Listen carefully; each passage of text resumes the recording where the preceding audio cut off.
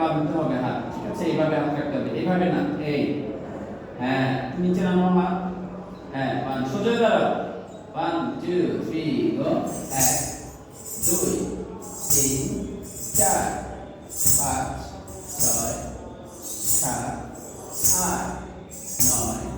10 11 12 13 14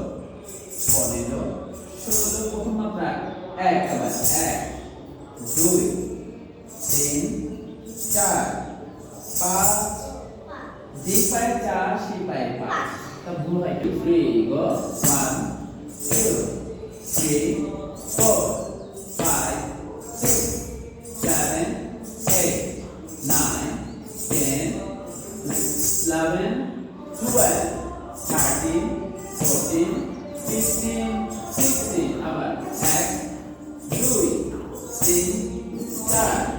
5